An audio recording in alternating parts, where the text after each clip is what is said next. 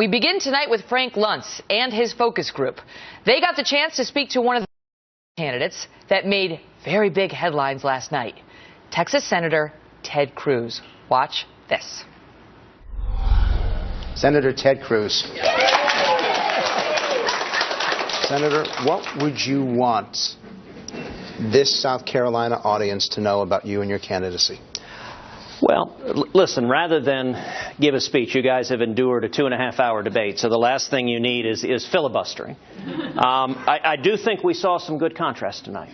I do think we had a good opportunity to compare the candidates, compare our records, compare our vision. I thought, by the way, I thought Fox Business did a fabulous job moderating. I haven't always thought that, but this one I thought we had good questions.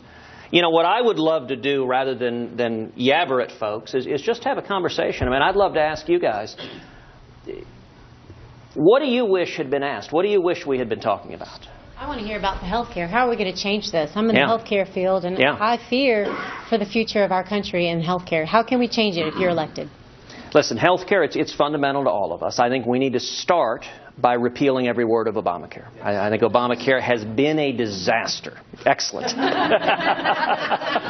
actually never seen those dials. I've watched them on TV, but it's pretty cool to see them. By the way, there's your score right there. You're at an 83-86.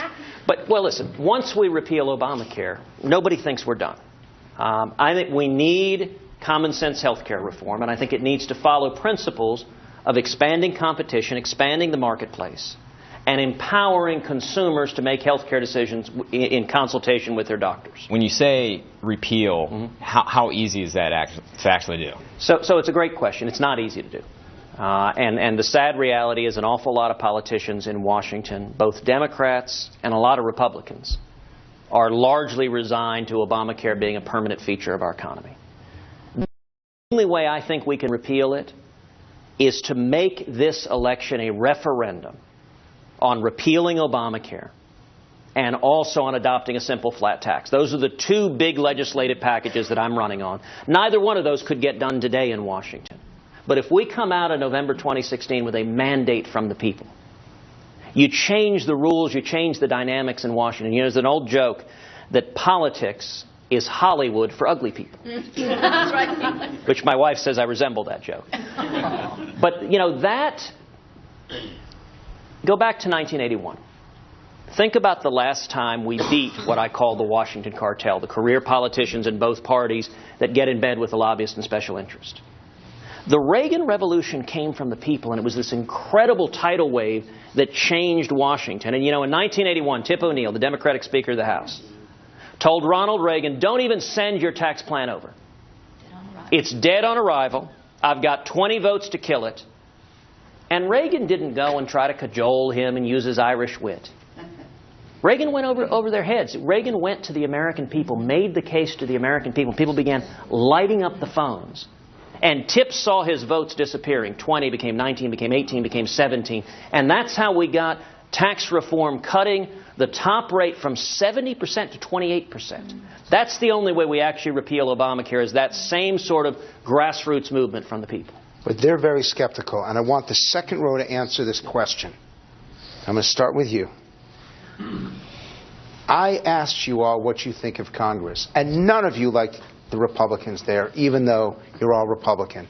Give the senator a word or phrase to describe what you think of Congress. Do nothing. Traitorous. I hate to say this, but with all due respect, it's a big, embarrassing joke. Yep. Joke. Out of touch. Yeah, I'd say a traitor except for you, because I started reading your book. Thank you. I'd say unprincipled. Weak. Inept. So as a way to close out this segment, why are you different? Well, listen, I agree with everything that's been said. I mean, people are frustrated out of our minds. For one thing, we keep winning elections.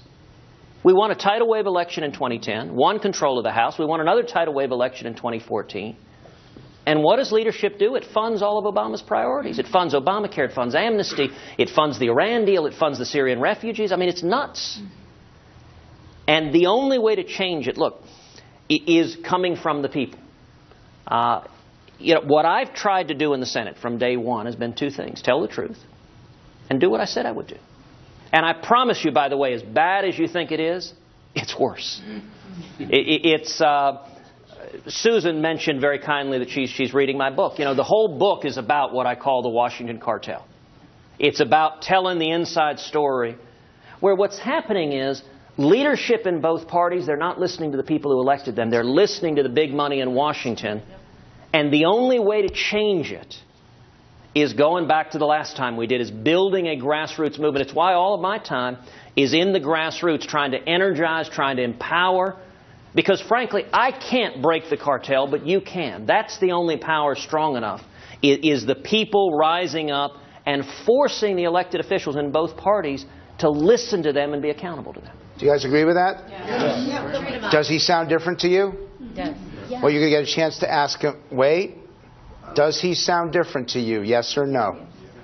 Who says he sounds different than the typical member of Congress? Raise your hands. Yeah. Not bad. Who says he doesn't? 2 people. What question would you ask Senator Cruz? The question I would ask you is, what makes you think you can build Hillary Clinton? Great question. Great question. Look, it is the single most important question. I think our country is in crisis. If we keep going down this road, we're going to lose our country. We're going to lose. My daughters are 7 and 5. I'm scared for the country they inherit if we don't win. Now, what we hear over and over again on TV from all the folks in Washington is the way we win is to run to the middle. Is to run and basically to run Democrat light. That's what we're told. And I'm a numbers guy. I'm a data guy.